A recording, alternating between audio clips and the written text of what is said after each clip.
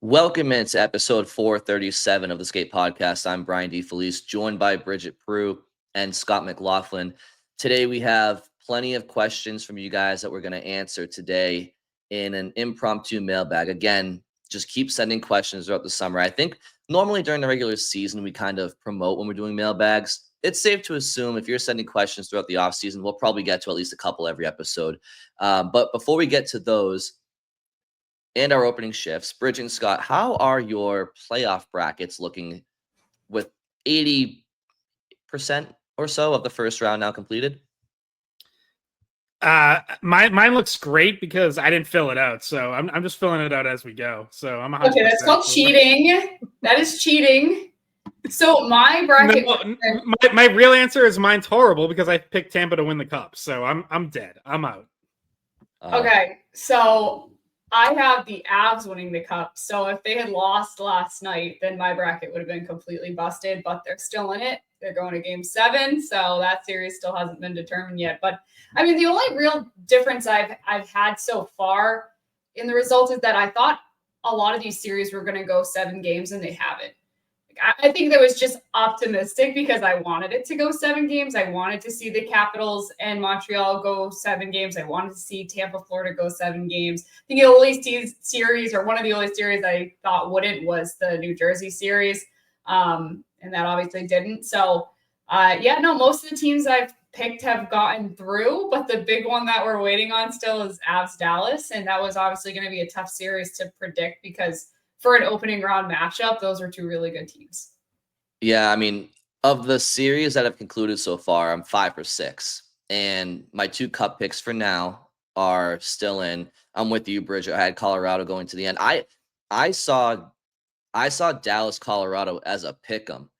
If you had Heiskanen, if you had Jason Robertson healthy, you're down 2 of your top players, your number 1 defenseman, and arguably your best forward, maybe second best now that they have Rantanen.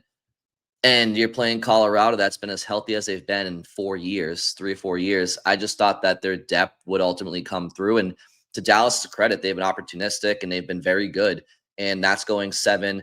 The only series I got wrong so far was Edmonton and LA. I thought the Ekholm injury and Edmonton's goaltending would do them in. And I think that you play the same team 4 years in a row.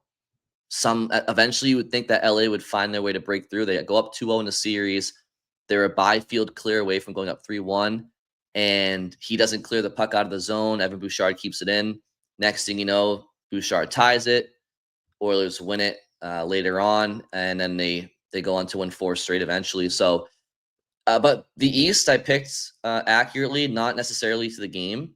And then out West, I'm still waiting on St. Louis and Winnipeg, and then where I picked St. Louis, and then Dallas, Colorado, I picked Colorado. So what's the other series? Vegas and Minnesota. I picked Vegas, although great showing for the Wild. But yeah, it's been a good first round. It's been entertaining for not many 7-game series. It's been pretty entertaining, and so the Dallas Stars and the Colorado Avalanche are going 7, and then maybe Winnipeg and St. Louis will go 7. We'll find that out in due time. But Scott, let's throw it to you in your opening shift because one series did recently conclude, and I think there's a sigh of relief, pun intended, up in Toronto. Yeah, the Leafs avoided the dreaded 3-0 collapse, which they got up 3-0 in Ottawa, then lost 2. They're in Ottawa for game 6, and I think everyone, myself included, is expecting like, oh man, they're gonna lose this, and then Saturday night in Toronto is going to be crazy with how nervous everyone's going to be. And they pulled it out and won game 6 in Ottawa. You know, I thought, look, the Leafs were a better team. Parts of that series were played very evenly. The 2-3 overtime games? You know, and Ottawa has depth and they have a lot to build on there, but they kind of lack the elite offensive firepower. Ullmark struggled to start that series and then came around. I didn't like the goal he gave up to Austin Matthews in Game 6. Kind of got caught cheating a little bit, trying to see through a screen, and Matthews just beats him low. But yeah, so now the Leafs are in the second round, and they get Florida, which is going to be fascinating. I think that's going to be a pretty short series for Florida, but we'll see if this Leafs team can surprise us. Obviously, I think there's heightened interest there because A, it's the Leafs, and B, this is, the Bruins division. And had the Leafs collapsed and blown it and lost in the first round, you'd imagine there would be major changes. 2 of the core 4 are set to hit unrestricted free agency anyways, in Marner and Tavares if they don't get re-signed. So still really interested to see what happens with this Leafs team and what they decide to do, because I think that kind of blow up could still be in play if they go out easily to the Panthers. If this is a 4 or 5 game series and they're barely competitive, I think you could still see some major shakeups there in Toronto. And that leads perfectly into my opening shift, which has to do with Brad Marchand and the Panthers and the Bruins conditional pick in 2027. So Panthers get through the Lightning. They win that series 4-2. And now we know who they're playing. They're playing the Leafs. So Marchand already through that first round, and the stipulation for that conditional first round pick in 2027 is that the Panthers have to win 2 rounds. So I guess and he has to play at least 50% of their playoff games, and which he has so far, and it looks like he's healthy. So that at least there's that going for him and for the Bruins' chances. So he had 4 assists. I think he was +5 in the first series. So he didn't score, but he impacted the game. And there was a few games he didn't get a lot of playing time, but by and large, he was playing about 17 minutes a game. And he's on to the next round. And Bruins fans, it's probably not that difficult for them to root against the Leafs. But it is a little bit harder to root for the Panthers. But there's clear rooting interest for Bruins fans in this series, because if you want that first round pick instead of second round pick, and I know it's not until 2027, and it could be a late round pick, but it's still better. And the Panthers, it seems like they have a good chance against the Leafs. So that's something that everyone in Boston will be watching. Yeah, and I'll just mention, because I got some information on that pick this week that I threw out on Twitter and included it in my article. So that pick, if it does convert to a first rounder, it's top 10 protected in 2027, meaning if the Panthers were to get a top 10 pick that year, they can keep it and the pick slides to 2028. Instead, it would be unprotected in 2028. So I think, when the trade was made, we had that it was good. It could be a first in 2027 or 2028, and there wasn't really any clarity on how it would be decided which year it was. So there you go. That's what determines what year it will be. I kind of feel like it's highly unlikely it would be a top 10 pick anyway, just with the kind of slide they would have to have. But hey, the Bruins did it. So it's possible. It's possible. But as of right now, they don't look like a team that would be picking that high. All right. So there's that. That's kind of good news for the Bruins. And Brian, this is a little bit of bad news if you thought that the Bruins head coaching search was going to involve a certain head coach who was on the market for just a few days. Yeah, I mean, if you're someone out there who really wanted Mike Sullivan as next head coach for the Bruins, then yeah, you're shit out of luck a little bit, because he's now with the Rangers. And so, okay, what does that mean for the Bruins? Well, that means that there are still a couple of names out there that have some very credible and, in most cases, decorated experience in the National Hockey League as head coaches. You have John Tortorella out there, who would be a very polarizing hire. I don't think many Bruins fans would like that. But you have John Tortorella, won a cup with the Lightning in 2004. Peter Laviolette won a cup with the Hurricanes in 2006. He's currently on the market. You have Rick Tocchet, who is less decorated of a head coach, but very respected player and individual in his day, and individual in the hockey world. And Dan Bialsma, who won a Stanley Cup with the Penguins. back in the day. He's also on the market. So there are definitely some options, some maybe better than others when it comes to a fit for the Bruins that are out there with headlined experience. I'm not so sure I see many of those names I just mentioned as a proper fit for the Bruins for one reason or the other, maybe from the coach's perspective or from the organization's perspective or what have you. But there is one name that does check off a few boxes that Don Sweeney mentioned to a question asked by Bridget during their management press conference, which is kind of what are they looking for in the head coaching search? And Don Sweeney did admit that they would prefer that in an ideal world that the head coaching candidate would have some level of past NHL coaching experience. Well, Marco Sturm is a name that comes to my mind that's a little bit more outside the box. And Scott has a name in his mind as well that he'll get to in just a minute. And there's a couple out there. Marco Sturm was a very important coach for Germany international hockey over the last decade, getting their program to a pretty good spot. Although, granted, it was during a time in the Olympics where NHL players weren't there, but still, he's a trusted individual in Germany international hockey. Yeah, I mean, he's still got Germany to a gold medal game at the Olympics. Yeah. Like NHLers or no, that's an all-time high point for Germany international hockey. Yeah, and it's accolades like that got him to an assistant coaching position with the LA Kings for 4 seasons, which checks that box Sweeney refers to. And he's now been the head coach of the Ontario Reign, who is the Kings AHL affiliate now for 3 years. He's done a good job down there. Of course, everybody knows Marco Sturm from his time in Boston, one of the instrumental players in the resurrection of Boston Bruins hockey in the mid to late 2000s. Of course, he was part of the Joe Thornton trade, which was on paper a big loss to the Bruins at the time. But anyway, he's a fascinating name to me. I think he's thought very highly of by Bruins fans regarding his time here. He wasn't on the 2011 championship team, but he was part of the fabric that got the team to build that culture the years leading up to it. And I just think that him coaching in the AHL for the last 3 years speaks to his ability to resonate with a younger hockey player these days.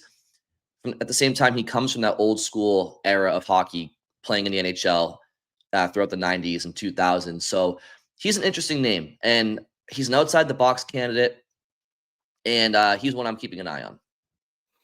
Yeah, I like Sturm, and I ultimately don't know if it's even going to be all that outside the box, because I think he's going to have interest from other teams as well.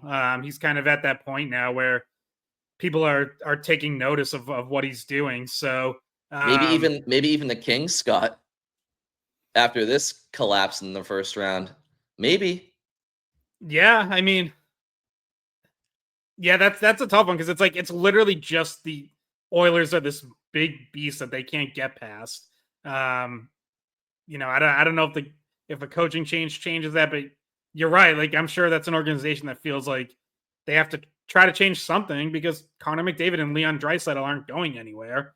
So like, they're in your division. You're gonna have to go through them. So yeah, they got to try something. But yeah, Sturm checks a lot of my boxes too, in terms of like, he's not totally new. Like, he does have that some experience, as you mentioned, but he's like fresh enough blood that you feel like he can like adapt and grow with the team, and he's not going to come in sort of set in his ways. I said all along, like, I'm not opposed to an experienced coach, or if you even want to, call them a retread or whatever, but there weren't that many that I was like, that makes sense to me. Sullivan was one. I said that on here.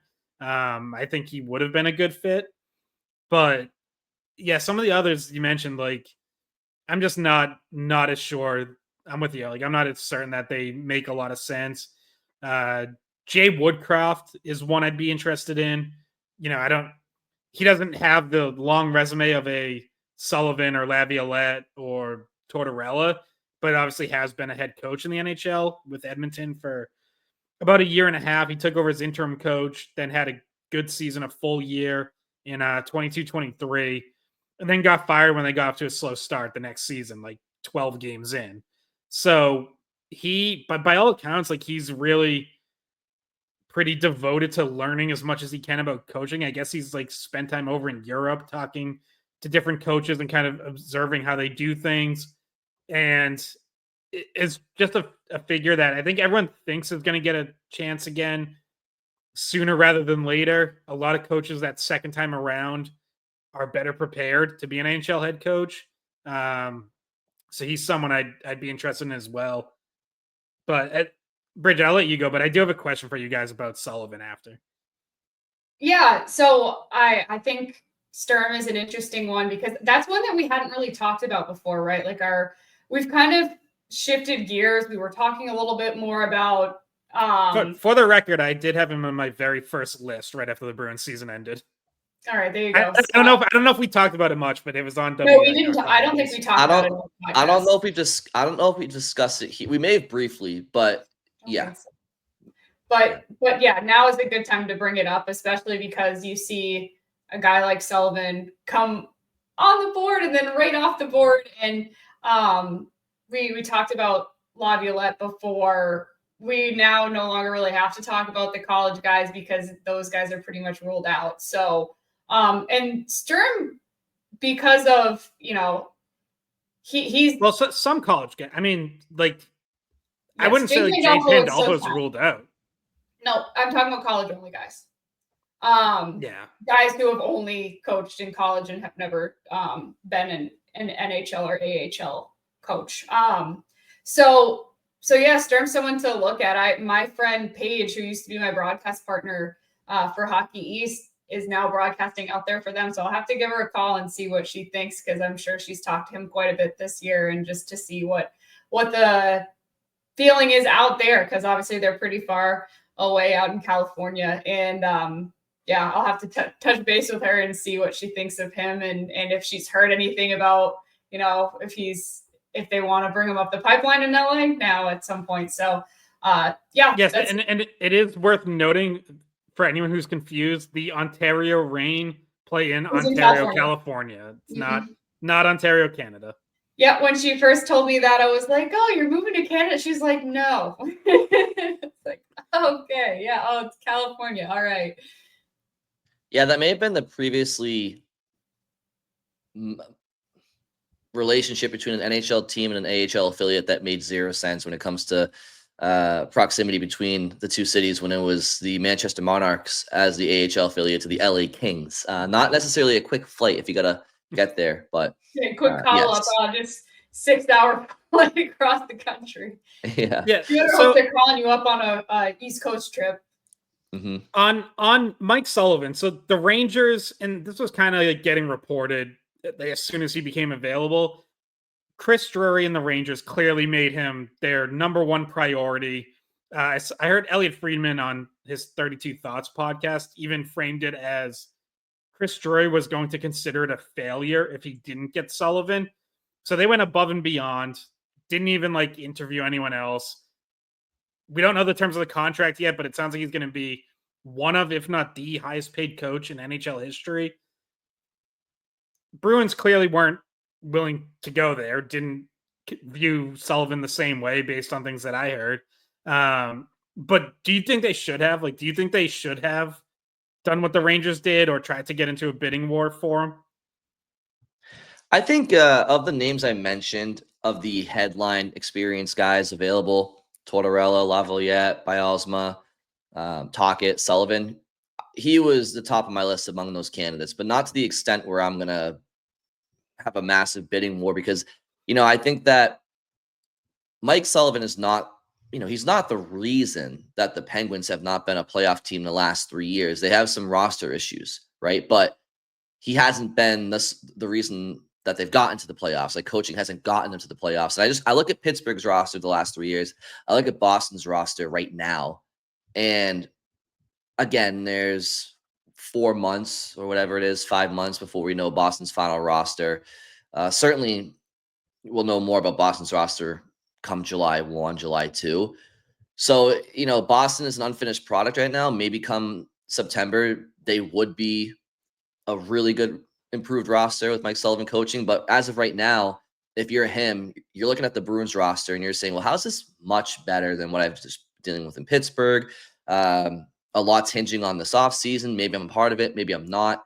So I guess what I'm saying is I don't think Mike Sullivan would come in and be some savior if the roster isn't vastly improved. And if the roster is vastly improved, then there's probably multiple coaches that can get the Bruins back to where they want them to be. So I wouldn't have gotten into a massive bidding war necessarily, no. It'd be interesting to hear, if they had a conversation at all, or if it was just completely fast tracked with the Rangers. But yeah, Scott's question was, do you think that they should have pursued it more heavily, more, competitively, I guess, with the Rangers? And maybe Sullivan wasn't really high on their list to begin with. So that's what we don't know. I would have liked to see them at least get an interview and have a chance at signing him, because I did think he was a really good candidate, and I would have been happy and I would have been pretty confident that the team was going to experience, a good start next season with hopefully off-season additions that make the team better, as well as a head coach that I think most people would be pretty confident in. I mean, this is a guy who just coached at Four Nations. This is a guy who has 2 Stanley Cups, like we mentioned last episode. This is a guy who seems to be liked. I don't think it was ever a conversation about losing the room in Pittsburgh. He was there for such a long time that, it's good to know that he's probably not going to be somebody that wears your players down in terms of, wearing down relationships. He seemed like he would have been a good fit. And I mean, credit to Drury and the Rangers for identifying what they wanted and going after it and doing it. And maybe they caught the Bruins by surprise. I don't think they caught them by surprise. I think the Bruins were well aware of what was going on. I think I think they just didn't. They might have liked Sullivan to an extent. They might have wanted to talk to him, but they didn't view him the same way that the Rangers did, which was like that the Rangers were, I think I turned on Twitter, like we need to have this guy. Like, we need to get him. I just don't think the Bruins felt that way. And, like he might have been top of my list. So in that sense, I do think they should have reached out. They should have been interested. But at the same time, I can't really get worked up over not doing what the Rangers did, which is zeroing in on one guy, really not even doing much of a search, and then throwing the bag at him. Like, I'm honestly fine if the Bruins say, you know what, we want to take a little more time. We want to cast a wider net. We want to talk to more people. And so, no, we're not going to go toe to toe with the Rangers in a bidding war. 3 days after Sullivan leaves Pittsburgh. I think he would have been good for the Bruins. I was pro Sullivan, but I'm also not. I'm totally fine with the Bruins approaching it the way that they did, because I do think if they do this search right, like, there are other good candidates that they should be able to interview and have a chance to get. And that's not just the retreads, the biggest names. That's, as we mentioned, Sturm or Jay Woodcroft. I'd throw Todd Nelson, head coach of the Hershey Bears. Some NHL assistants, whether it's like Misha Donskov in Dallas, who I think is widely respected and people think is going to start getting some opportunities, or in Washington, Mitch Love is a pretty respected assistant coach. Even internally, look at Ryan Mougenel, look at Jay Leach. I'm good with going over more options and taking a little more time with this. I don't think the Bruins needed to necessarily rush into making Mike Sullivan maybe the highest paid coach ever. And when Sweeney was talking about who would qualify for what he wants and like the timeline, and he had there were a lot of answers in that last press conference that the team had about the coaching search. I think that was like the first 10 minutes of the press conference.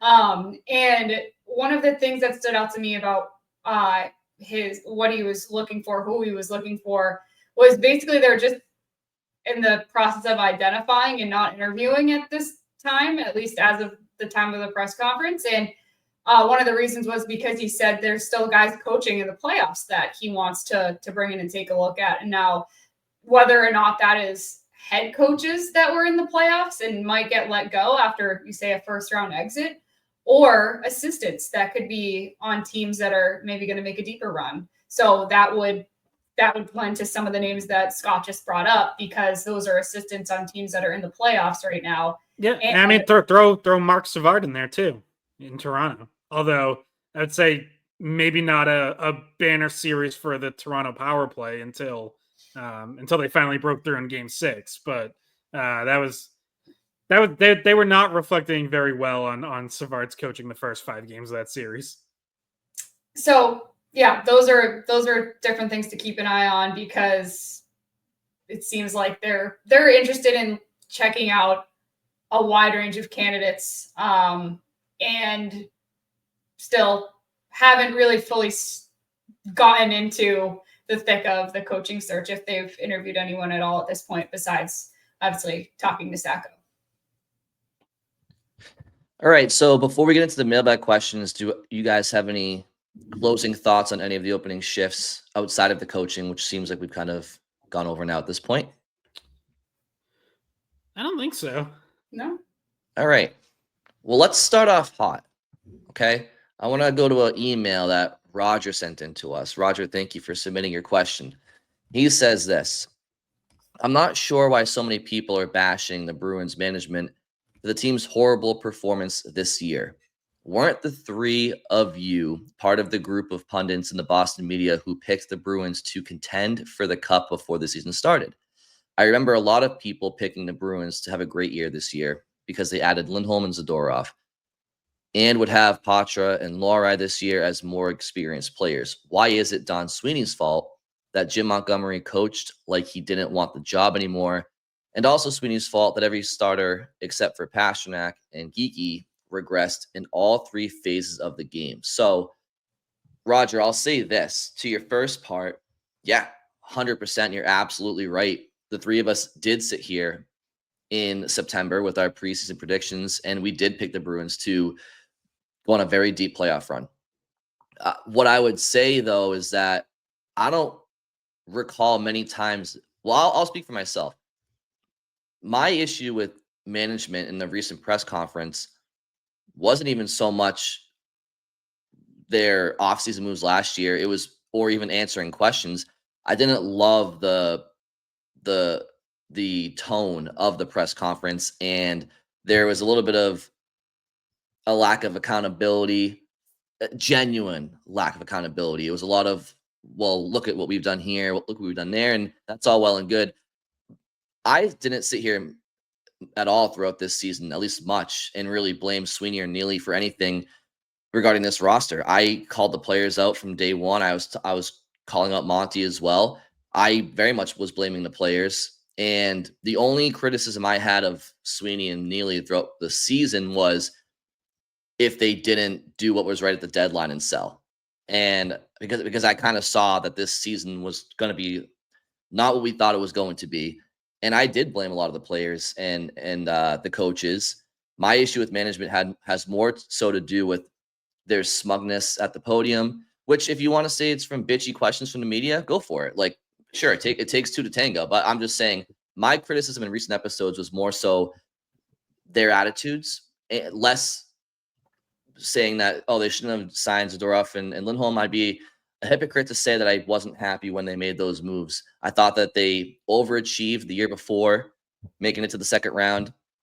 I said, okay, if they made it to the second round last year with Coyle and Zacha as your top 2 centers, then maybe they will achieve properly this season and at least get back to the second round, maybe the conference finals, maybe the cup finals, adding Elias Lindholm and Nikita Zadorov.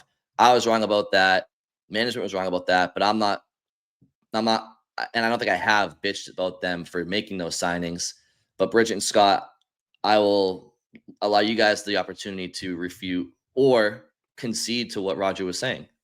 Well, so 2 things. I don't think we've ever been called pundits before, and I will say I don't think I pasted it into the mailbag. Roger sent several emails over, and he did say he's a big fan of the show, so he's not like not like ripping us, but oh no. Well, yeah. well, He's right though. Like we were much higher on this team going into the season. Oh yeah, we mentioned it before on a few occasions. I thought that the first line, or what we thought was going to be the first line, with when you matched up Elias Lindholm, and Pasternak, was going to be, I think I said it was going to be a top 5 line in the league. I was incorrect. And then when they got together at the end of the season, they looked a little bit better. But when they first started out, they certainly did not look like that. I think one of the main points of Roger's question in this situation is why didn't we blame Monty more? Kind of feels like what the crux of this is. And when you think about, like, Monty only was here for a certain amount of time, and did he make mistakes? Yeah, the power play was so bad, and never really got better throughout the season when he was here or when he was gone. I don't know, guys. Do you think the power play really looked like it changed much under Sacco when the coaching change was made? No, but a little bit more movement, but the efficiency wasn't much better. Yeah, and I mean, to just like bring it back to management though, like I think one of the criticisms you can make of Sweeney in terms of what he did during, like, yeah, we can go back to last offseason, but even during the season, yeah, the power play kept struggling. There was no effort to bring in a power play coach to shake up the coaching staff and get fresh eyes on it. He said when he met with the media after he fired Montgomery, he said if things don't get better, there will be more changes. Things got better for a few weeks and then went downhill again, and there were not any changes until the trade deadline. So, like, what happened to there's going to be more changes if things don't get better? So, like, I think that's fair. There was no, I would say, while the season was still in the balance before it was a foregone conclusion that they were going to miss the playoffs and sell, there wasn't really any effort to change things on the fly. There weren't any trades to shake up the roster to try to jolt the team in a different way besides just the coaching change. You saw a team in the Colorado Avalanche this year that turned over a significant amount of their roster during the season, brought in a second and third line center, completely changed over their goaltending, like made real changes on the fly because their GM did not like the way that their team was looking and said, I'm not waiting till the offseason. I'm doing this now. Don Sweeney just held. All right, time to sell. We never got it together. Like, that's worthy of criticism, I think. And then if you go back to last offseason, look, it's a results business. So did we think that they had a pretty good offseason? Yeah, I think we all saw the reasoning behind their moves, and all liked them. Ultimately, I'm going to say your two biggest signings, meaning Swayman and Elias Lindholm, two biggest contracts value-wise, did not even come close to living up to them in year one. Doesn't mean they won't live up to it going forward. Year one, we're not even close to what you signed them to be. And Nikita Zadorov, ultimately by the end of the season, I was fine with Zadorov. Is he overpaid? Probably. Is it an absolute albatross of a contract? No, I don't really think so. But if you want to throw him in and say your top 3 signings, like, that's just the reality of the business. When you don't get results, you're going to come under criticism and eventually you'll lose your job. And that goes for like any job anywhere. If people don't listen or watch to this podcast, guess what? At some point, we don't do a podcast anymore. If people don't go to weei.com, I'm not going to be site editor anymore. They'll find someone else. Like, that's how, even if I'm doing a good job, even if my process is right and there's thought and reason that goes into things that I do, if the end result isn't there, you don't get to keep doing it. Like, that's just that, and that goes for hockey general managers. Like, that's why this criticism, because the results this year were disastrous. We hope that doesn't happen to you, Scott. We hope. Well, we'll see. It's much more likely for me to do something stupid again than you. Yeah, but to Roger's question though, he's right. We absolutely predicted the Bruins to have a good season, and we were dead wrong about that. So, but my thing is, to Roger's other point about why are people bitching about Sweeney when the players all regressed and underperformed? I personally, like, I'm with them. Like, I was talking about this all season. Charlie Coyle had 22 points prior to the trade deadline. Trent Frederick had around 15. Pavel Zacha for the first 2 months of the year had maybe like less than 10 points. I mean, I saw that. I do think I called that out in real time. I think that my issues with Sweeney, and it goes beyond Sweeney, it's just organizationally with the Bruins drafting and developing and scouting process. Even outside of 2015, my biggest problem with the Bruins has been some of the few first round picks that they have had in the last decade. I just think that I think they tried to go low floor or high floor, low ceiling. And I haven't loved some of those picks, but as far as free agency and trade deadlines, Sweeney has, for the most part, he's done what has been asked of him for a team that was contending. If you're a contending team, you're going to go out at the trade deadline and you are going to spend draft collateral to try to win a Stanley Cup. I think in 2023, 2024, you can make the argument, despite their lack of depth up the middle, that in the standings, they were a contending team. They didn't really have the finances to have a big trade deadline, but their big acquisition was Pat Maroon. So it's not even like he did anything crazy at that trade deadline, because he kind of knew that last year they were overachieving and it probably wasn't worth mortgaging the future too much. So I think when you see a lot of people bitching about Sweeney and Neely, I think a lot of it is at times rational. I think some of it a few times is a little bit irrational, but I think a lot of the vigor you've seen online probably and heard on podcasts and on the radio the last couple of weeks is probably stemmed from a bit of an arrogant approach that they had at that press conference that people just didn't like. Some of the answers people didn't like. So I think it was more of a personality issue at times than it was some of the logistical moves. Because I think Roger's absolutely right that this season was not this season was a lost season mainly because of the lack of preparation and performance by the players and the coaches. And yes, Don Sweeney is in charge of that construction of those personnel pieces, but a lot of those personnel pieces, even outside of their career years last year, have been reliable producers in their roles. And there was a lot of people not doing their jobs this past season, and it led to the trade deadline, where I commend ownership and management for doing what they did. And despite a kind of tense press conference a few weeks ago, but any final thoughts on your current feelings towards management, Bridget and Scott? No, but there's another question that we wanted to get to that in the same vein related to management, and I'll just read it if you don't mind.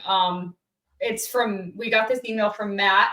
He said, "Do you think Sweeney and company should think about the moves they make this summer to potentially help bring Marchand back?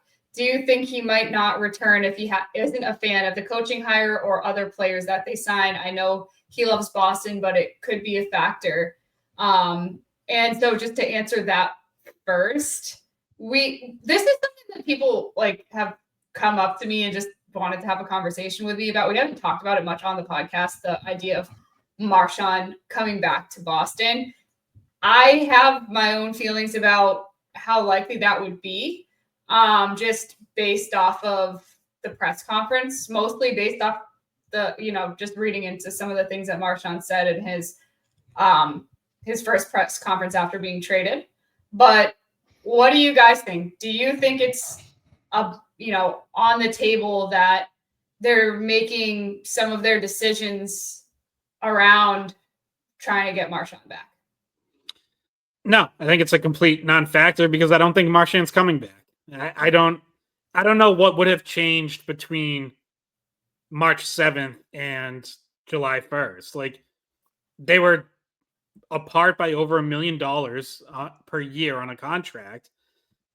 And Marchand's playing well in the playoffs. He's probably going to get the money he wants or pretty close to it. Now, whether it's from a contender, whether any contender can afford that, or, maybe he has to settle for something a little less. But no, I mean, they worked right up until the night before the trade deadline to try to get an extension done, and ended up too far apart and ended up trading him. And I guess until I see or hear anything about someone budging in a major way, I have a hard time seeing Marchand coming back, because he wants to be paid what he's worth, and the Bruins have clearly a different value in mind that led to this gap, and ultimately a divorce that I think is going to be a permanent divorce.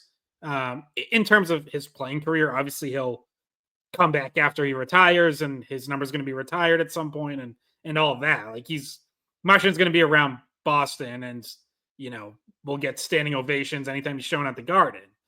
But in terms of playing, I don't see it until or unless something changes.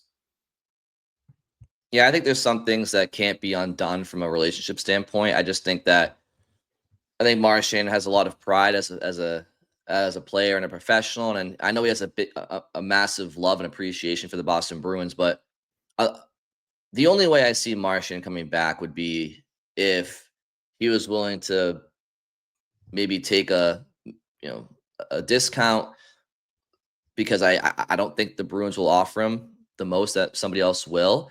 And he would do that because maybe he has personal or family reasons why he wants to be in the Boston area. Because that's the other side of this too, is the human element and the personal side. And obviously where you work affects, where your family lives. And maybe he wants to not uproot his family. If in that scenario, maybe he would be willing to come back to Boston outside of that. Which would require a change of heart from where things were in March on his side. Yeah. As far as probably taking less from Boston than someone else. Yeah. But to Scott's point, I don't see it happening. I think that, the midseason projections as far as what Marchand would make in free agency was around $7.8 million. And I just don't listen. The Bruins will have just under $29 million of cap space to work with. You have to figure 5 of that at least is going to Geeky. I don't know how much that's going to Lori, maybe 2.5 on a bridge deal. Do they want to bring back Beecher and Husnudinov at cheap money? That all adds up, but those are your RFAs. Now you got to talk about, okay, now do we need 13 or 14 for Marner potentially? All right, if we don't get Marner, are we paying 8.5 for Ehlers? Is there a defenseman they want to bring in? So I just see the Bruins wanting to allocate their money elsewhere for some younger players in free agency, other than a 37-year-old Brad Marchand at a similar ticket to maybe what a Kuzmenko makes on the open market as a left winger. Kuzmenko might make less, or Ehlers. So I just don't know if I see the fit. I don't know if I see either side wanting it when it doesn't make sense financially, maybe for either side. Well, yeah, and also, like, you already pulled this Band-Aid off where, all right, Marchand's gone. Now it's Pastrnak and McAvoy's team. But like, now if you bring Marchand back, like, I'm sure they could figure it out, but you're just kind of, now you're like extending something that, instead of making a change that's going to be inevitable at some point, that it feels like you've already made, and now we're already down this road of turning the page to the next era. Like, I don't know. Look, nothing's impossible, but I don't see it. Yeah, and my gut feeling after watching his press conference right after he got traded was that the reason it was so emotional is because it was final. And that if they were going to get something done, and if he was ever going to be a Bruin again, with another contract before he retires, it wouldn't have been that emotional. And I know people have said this, and I don't even think this is a crazy thing to think that, oh, well, this would be genius if Sweeney traded him to Florida, got a second or first round pick out of it. And then look at that. He comes back, and the Bruins now have this draft capital. They essentially lent Marchand out for a few months in a season that they knew that they couldn't use him in the playoffs. So, like, if that was actually orchestrated as a plan, I understand why people have thought of it this way. And if that's how it worked out, it would look pretty smart, wouldn't it? But I just think that the reason that it ever came to be in the first place was that the contract wasn't going to happen. And instead of completely closing the door on it, though, I will say this, because there's still variables that are at play with whether or not he'd come back. Brian mentioned one, which would be a change of heart and deciding that he actually really would prefer to just go back where he's comfortable and be in Boston, and maybe he misses playing with some of the guys. And that would also mean that the Bruins would want to bring him back. So what I'm thinking is, as we were talking, what if some of those guys, like you were mentioning, Brian, like, what if the guys that the Bruins originally wanted, we're in the middle of free agency, they go somewhere else. They're signed elsewhere. And then all of a sudden the money is still there. Like they still do have the cap space, and maybe they like Marchand better than the other guys that are still left out there as free agents. Then they change their mind and say, we actually have the space. And we have not heard either management or ownership commit to the captain currently being on this team. Because I had sent you this a few days ago. Ownership, when Charlie Jacobs was speaking in an interview to Nathan, said that who knows if the captain is on this team right now. And so theoretically, I don't know if they've fully turned the page yet, because obviously they haven't put a C on anyone else's jersey. And we'll see. I just wanted to bring up those situations because there is certainly a scenario where all of a sudden the guys that maybe you were trying to target would rather sign for a bigger contract, or they just prefer a different city. And here you are with maybe it not looking like such a bad idea. No, yeah. I mean, you never say never. Like, we don't know how it all plays out, and you're absolutely right. I mean, maybe to your point, the Bruins are targeting somebody and they go. I mean, if you look at the left wing, billboard, so to speak, I mean, or power rankings that are available in free agency, I mean, Marchand is, I'd probably put him maybe third or fourth of the highest rated left wingers in the market come July. I do know that based off of everything the Bruins have said, management, ownership in particular, it really seems like the Bruins are going to be, if they lose out on a couple of players that they want, I don't know if it's going to be because of the dollars that they offer. It might be because the player wanted to go somewhere else. So, yeah, never say never, but I would be surprised, especially if in a situation where Marchand wins a cup. Let's say he wins a cup with the Panthers, right? There's just a level of awkwardness when you're the captain of a team, and it's not Marchand's fault that necessarily that the Bruins traded him. I mean, but he goes to Florida, he wins a cup after being the Bruins captain for the last couple of seasons and for the majority of this past season. And then he's going to go back into a room where, his best friends are still starving for that. It's just, and again, that's if Florida won and if he went back to Boston, but there's just human elements. I just see it being really difficult.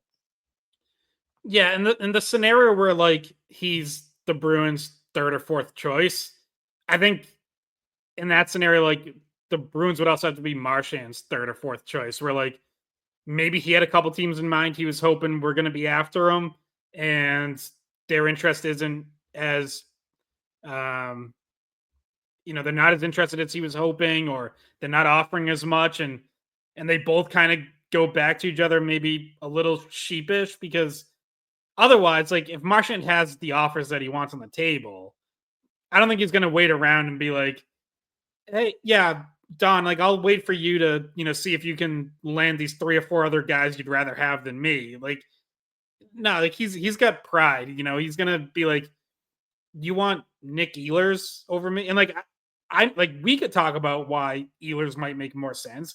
He's younger, but he's like 7 years younger. But for one, But like if you're a Marchand, you're like, after everything I did for you, you're out here targeting Nick Ehlers instead of just signing me. So yeah, there would be some awkwardness there if it did happen. But I could see maybe if both sides aren't able to get exactly what they want to start free agency, do they start to look at each other again? All right, so let's go to this next question because it kind of also has a little bit to do with free agency in a sense. This question is from Duncan. Duncan asks, there is a chunk of the Bruins fan base that is appalled by the notion that the Bruins are going to have to pay Mitch Marner much more than Pastrnak and McAvoy. But I feel like any other high caliber free agents, Besser, Ehlers, etc., are also going to earn something similar to or even slightly above Pastrnak or McAvoy. Isn't that just the market now? How can you sign any top tier free agents if you are being so stubborn about not paying them more than your studs? I get the concern, but it's also impractical. And what's the point of even thinking about free agency if that's your mentality? So, Duncan, what I would say is this. I think that there are Bruins fans that also agree with that. And by the way, your interpretation of free agency is exactly right. If there are Bruins fans that are upset about the notion of free agents getting paid more than your top players, they really shouldn't be. If you're going to acquire, because yeah, that's how it works. It's the market, the cap's going up, and it's supply and demand, right? I think that's where some Bruins fans acknowledge that and they say, see, this is why you don't want to build your team or rely too heavily on free agency. But there's no doubt that you have to. Everybody dips their toes into free agency. It's just about how much and how desperate you are. I think, yeah, like if you look at the names out there right now. So we talked about this before the podcast. Scott clarified for me, but yeah, McAvoy is making 9.5 right now. Pastrnak is making 11.25. So according to AFP Analytics, who this is their mid-season projections of the UFA market and what they're going to make this summer. They're actually, if you're interested, AFP Analytics will also put out very soon. They mentioned on Twitter today their final end of season projections about every UFA and RFA and predicting what their contract on term and AEV will look like. So that's something you can reference. But from their mid-season calculations, and I think these are probably going to go up a little bit in term. In value. Mitch Marner in the middle of the season was projected to get 8 years, 12.6 million in free agency. I think we can all probably say that's going to be at least 13. Brock Besser mid-season is projected 7 years at 9.1 million. Nikolai Ehlers projected 6 years, 7.5 million. So I mean, I think some players you might like. Marner, you're not getting less than McAvoy or Pastrnak. He would be the highest paid Bruin. I think Ehlers you might be able to get under those players, but generally speaking, and some others like Andre Kuzmenko, I think he'd be an interesting option for the Bruins. Depending on who they get or who they don't get, if Ehlers is in their plans or not. If they get Marner, they're probably not getting Ehlers, so it just depends on how it plays out. But to your question, and Bridget Scott, I apologize for rambling. I'll let you guys, take over. But if you're appalled by the notion of new Bruins getting paid more than your studs, I guess it's just the business. It's just how free agency works. Whether or not you want the Bruins involved in free agency for that reason or not, I think that's where maybe some discourse is had. Yeah, I mean, if you're not going to pay anyone more than McAvoy or Pastrnak, then you're saying you don't want any other star players. Is basically what it comes down to. I think this team needs more star players. Like I think that's what they're lacking, especially offensively. They just don't have enough firepower. They don't have enough guys who can score in bunches, who can consistently be counted on to put up points. And if you want to add those guys, you have to pay. And look, like Pastrnak is already a great value at 11.25. Over the next couple of years, as the cap keeps going up, he's going to be, if he keeps playing at this level, then he's far and away one of the best values in the NHL. So, like, you can't you can't go. But if you set 11.25 as your high end mark and say, we're not paying anyone over that, then you're just not going to add any other stars like for the next 5 years. And I don't think that would be very wise for them. No, I mean, it's pretty simple. Like, even though Mitch Marner is not better than David Pastrnak, the point in time where he's coming on the market, things are just more expensive, and the competition that is going to be had for him this year is high enough to drive up the price. So if you want to get better, and if you really, because you hear Bruins fans say the same thing, they think that every offseason, as most fan bases do, the Bruins should be going after best available, because the Bruins are a team that should be financially all in and should be, competitively all in. And so the fan base wants the team to target guys like Mitch Marner. And obviously there is a risk of overpaying for a top free agent, but you kind of have to do it and hope that, things pan out. If you're able to, correctly evaluate what and project out what the future of this player might be and the fit on your team. So yeah, the Pastrnak contract is great value. And the funny thing is, when that extension, if you guys can remember back to when we were talking about an extension getting done with Pastrnak and how it was kind of controversial, like the Bruins didn't seem to want to go over 11, and then 11.25 got it done, but it almost didn't. And now it seems like that was very fair. And that contract is not going to be as, it's not a huge overpay at all. So yeah. And I think that maybe we're speaking a little bit too much for the fan base, but I've seen much more, hey, the Bruins need to get Mitch Marner, than, hey, he shouldn't get paid this much money. Like, I've seen more of more fans on the side of do what it takes to make your team better by adding somebody like that. Yeah, and that's what's sort of like similar to the debate that happened for years just internally among the Bruins, where David Krejci was getting paid more than Patrice Bergeron and Zdeno Chara. And like, I know people had an issue with that, so some fans, and were like, Krejci doesn't deserve to be the highest paid player or whatever. And I just never had an issue with it, because it was like, well, Bridget, to your point, it's like, it was just a matter of when his contract was up. Like, his was coming up at the right time for him to get a boost.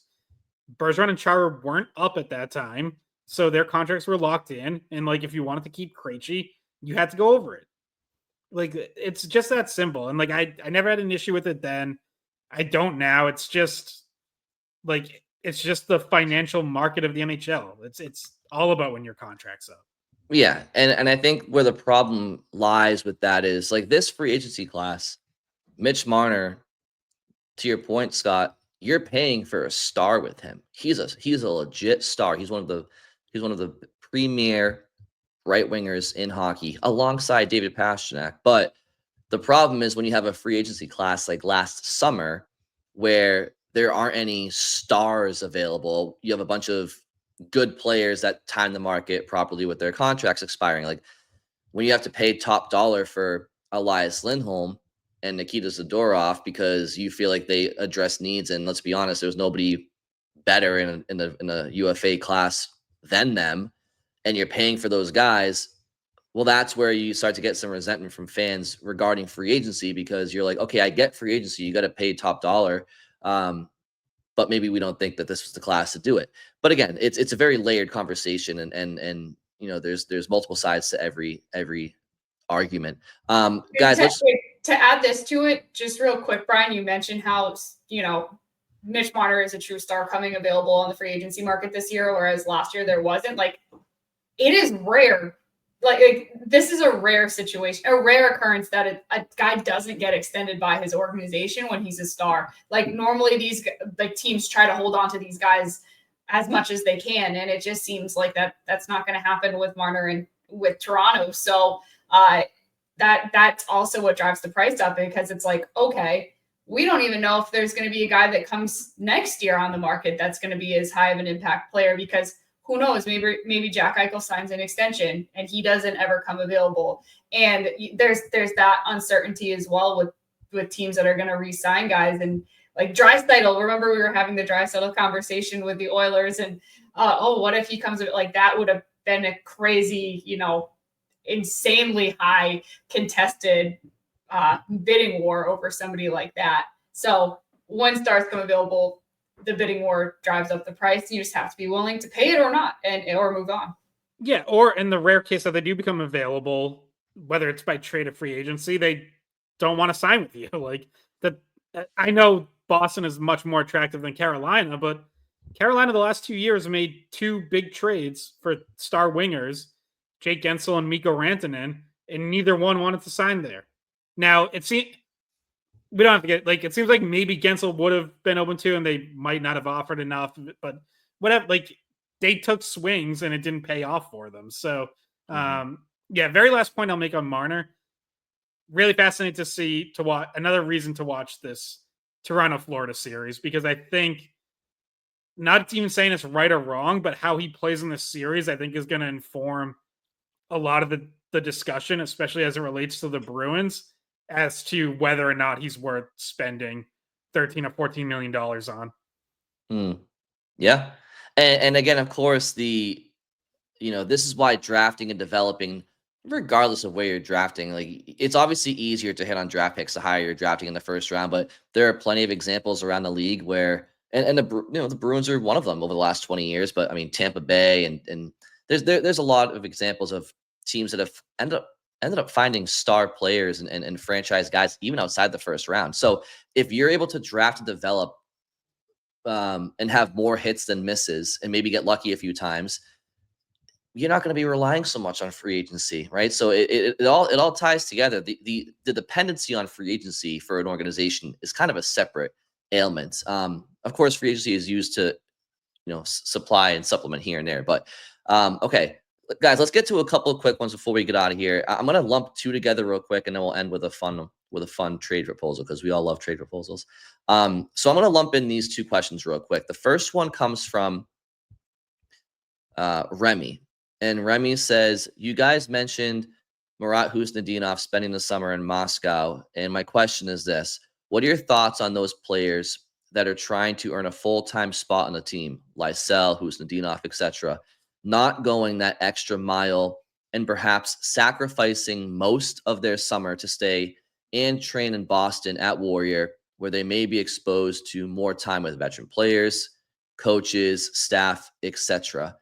And so I'll lump that in with a question regarding Dans Locmelis, and I'm just trying to find where it was. It was CJ who said, I saw that Dans Locmelis is headed to the World Championships following Providence's second game against the Checkers.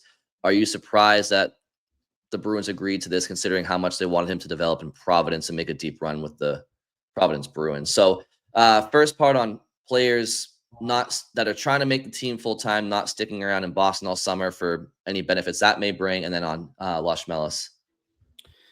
Yeah, so I'll say blanket statement. I don't have a problem with either one of these. Starting with Husnudinov, guys have lives and families, and Marat Husnudinov is still not even 2 years removed from moving out of Russia for the first time in his life. His entire family, parents, everyone is still over there. I think are there benefits of staying in Boston, being at Warrior, being around Bruins teammates all summer? Yeah, of course there are. I think it's unrealistic to ask guys to not spend the only couple of months that they get off to say, no, don't go spend it with your family. Especially a young guy who does not have a family of his own yet, who hasn't started a new life here yet. It's not fair. And you got to take into account, these are still human beings. And I think, I can speak for all of us and hopefully most of our listeners, hopefully you're close to your family. It matters. And guys aren't going to sacrifice, not seeing their family and friends too, back home, at all. And But for the record, Brian did offer if he wanted to stay in Boston that he could stay with him if he wanted to. Yeah. Bridget, we got to keep that stuff off the podcast. My personal life remains off the podcast, please. Thank you. I know, but Brian had a nice guest room all made up for him. But Kuzi, no, I'm recording. No, we'll get lunch after. Sorry, man. He heard his name. He speaks better English now. It seems like. Yeah. Yeah. So and by the way, he'll be skating with some really good players in Moscow over the summer. There's a lot of really good hockey players around there. And then on Locmelis, he's not on his entry level contract yet. Technically, he's on an ATO right now. So I wouldn't even be surprised if that was part of the agreement going into it. Was like, yeah, I'll come in on an ATO, I'll play, but then I want to go to World Championships. Which, by the way, World Championships higher level of competition than the AHL playoffs. So, if anything, I know it's not a good thing for Providence because he's been a good player there, but it's a good thing for Dans Locmelis because that's a good tournament for him to be playing in. Yeah, I mean, he's going to go play against some of the Bruins because we know that World Championship, a few guys have gone over. Pasternak's gone over. Lauko, Zaka's not because he's dealing with a little bit of an injury. Swayman went. Elias Lindholm went. So he's playing against NHL guys right now rather than AHL guys, which maybe that does help. And he's playing for Latvia, which just because I'm around him a little bit in college hockey, I know how big of a deal this is to him to play for his country, and how guys, especially from some of those European countries that aren't necessarily way up high in terms of like, they're not like a Finland, they're not like a Sweden. They're really prideful of that, and playing for their country in that way. I'm sure it was part of the deal when he came and signed with the Bruins in ATO out of college, out of UMass. Not surprised. Think it's, one way or the other. He was going to be getting great experience if this is what he wanted to do. Then, let him go out there, let him experience that. Because playing international hockey has been really valuable in development for guys. Think about World Juniors. How much do we talk about World Juniors in development for guys that then, matriculate up to the NHL and tends to be a good sign that they're going to do well in the NHL as well. So talking about Lane Hudson or Ryan Leonard and guys like that international experience has a big impact on. Scott, I just want to say real quick, I just saw this on Twitter. I think Spit and Chicklets may have posted this, but Victor Hedman played the playoffs for Tampa Bay with a broken leg. Maybe that's one of the reasons why your cup pick won't come to fruition, but that's quite the injury to have to play through. Hockey players, man. I get that one back. So I'm not. Yeah, I'm no longer wrong. No. Yeah, tell it to your friends who you get paid $20 for your buy-in for the bracket. Do you think they'll give you your money back? I hope so. I'll have to hunt some people down.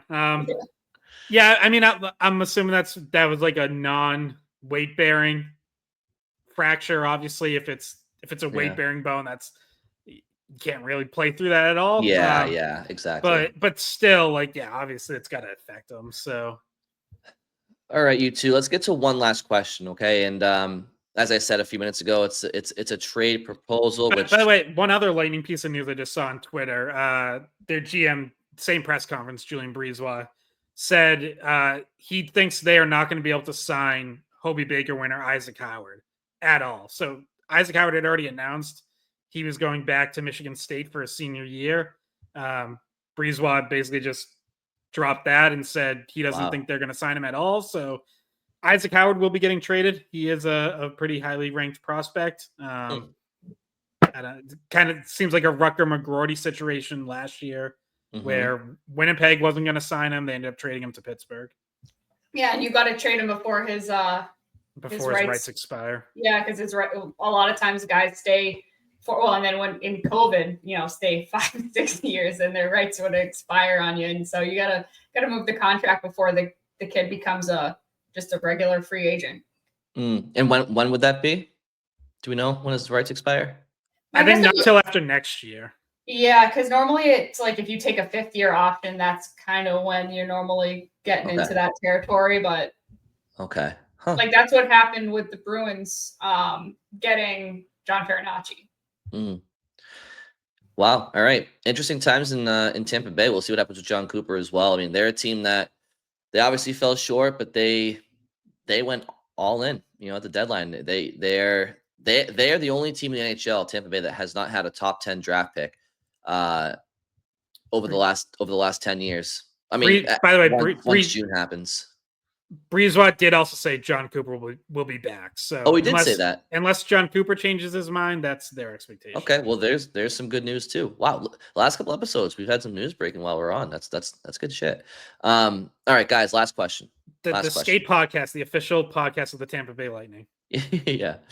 All right. Dan in Denver gives us this trade proposal. I don't know, hand up. I don't know if this money matches up, although he does mention some retained salary here. So I'm going to trust that maybe Dan asked this knowing that the money matches up. But anyway, he says to the New York Islanders. By the way, first off, just maybe Dan does, but assuming people who email us understand salary cap, very, very dangerous game we're playing there, Brian. Okay. Well, that's why, Scott, that's why I'm going to read it and you're going to come in right away and say, nope, that doesn't work. But all right. So to the New York Islanders, Casey Middlestad, Matthew Poitras, Fabian Lysell, 2026 first round, top 5 protected, 2027 first round, top 10 protected, and a 2027 second round pick. To the Boston Bruins, Matt Barzal, Noah Dobson, Anthony Duclair, 50% retained. Just looking at this quickly, I don't think that it does match up, but I could be wrong. Well, it doesn't match up, but because it's the off season, it doesn't really matter if it matches up. You can plan the rest of the year off season and cap situation around it. So yeah, I'm not gonna just come right in and say it doesn't work, because in the summer you can figure out a way to make it work. When I first saw this proposal, I was like, no way, that's insane. Bruins are giving up way too much. And I still think that is probably where I land, but it's not. I guess when you start to think about it more, it's not like as insane. I do really like Noah Dobson. So he's like, and he's a restricted free agent, so you would have to sign him to an extension. Barzal I like, although not as much as I thought I was going to. Like, he still kind of leaves a little to be desired to me. I think he's been better as a wing than a center, so I don't know if you're necessarily plugging him in as your, grab and go number 1 center. Like, the Islanders haven't really used him that way, and that's a team that has needed offense. So you would think if they really truly believe Barzal was a legit bona fide number 1 center, they'd be using him as such. Yeah, like I like the idea. It's creative, and I appreciate creativity. And the more I thought about it, it didn't seem as insane as my very first reaction reading this. But I still think the Bruins are giving up too much in this situation. Yeah, look at the draft and prospect capital is just, there's a lot there, right? Like Casey Middlestad, I don't think, I'm not sure anybody in Boston really is super high on him because they haven't seen him that much. And when they did see him, he was on a bad team and that wasn't playing good hockey. So Casey Middlestad is, I don't think people are going to be mad about him if he were on the way out the door in this trade. But Matt Poitras and Fabian Lysell, who are still young, those are 2 guys that there's been different times over the last few years where it seemed like they wouldn't want to trade either of them, never mind both of them in the same deal. And then 2 first-round picks in 2026 and 2027 when you finally have gotten some draft capital back. That's what kills it for me. Yeah. It's too much and too young, and too much of the future is going out to bring those 3 guys in. Also, you can take Anthony Duclair and keep him in New York. I have no interest in Anthony Duclair, to be completely honest. Also, it said 50% retention. salary retention, but I think he only has a $3.5 million AAV anyway, so it's not going to save you a whole. Like, he was the cheapest part of this deal. I put some of the. But there would need to be salary retention because that's a really bad contract. He signed to 2028, and quite frankly, like he played like a league minimum player this year. I mean, he had a bad season. So in that case, no need to really include him in the deal probably in the first place. But anyway, yes, that was the trade proposal, deal proposal we got. Send in other ideas. We got more mailbag questions as well. We just don't really have time to get to them right now. But as Brian mentioned off the top, if we don't get to it, we probably will next week or at some point soon. So keep sending them in.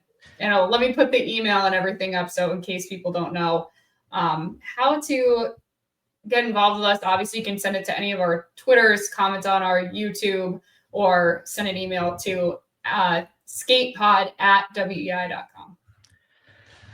Yeah, I mean, I guess I won't really give much of an answer of my own on this one at this point, but I think you guys kind of hit it. I will say, like, the future being mortgaged. I mean, Noah Dobson's 25. Barzal, I think, is 27, and he had an 80-point year last year. He only played 30 games this year. Dobson had a 70-point season last year, came back down to earth this year. But I mean, he's a 25-year-old right shot defenseman that will go right behind McAvoy right now, and he would be your power play quarterback. So, what are those first round picks, right? Is it 20? Is it 25? I mean, it's something to think about. I guess I don't have an answer right now, but I think, which is probably not a good thing on this podcast. I mean, I'm leaning to, I'm really thinking about it. Like, it depends what those picks are. Like, if the Bruins are planning on being a playoff team again, are you drafting between 17 and 32?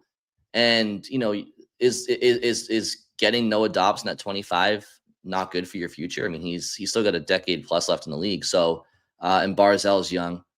Yeah, good, very creative. But yes, thank you to everybody who submitted questions, and we all set to go here. I mean, we have the draft lottery on Monday, so we will know where the Bruins are picking in the draft come June, and we can start to narrow down. And we'll be talking to Chris Peters later on to break down the prospects and more specifically what prospects could be in the Bruins drafting range. So he knows all about prospects. We've had him on a few times before. Scott, where does he write for again or work? Chris is at Flow Hockey. Okay. Yeah, yep. We had him on the Lysell draft, which he gave us some.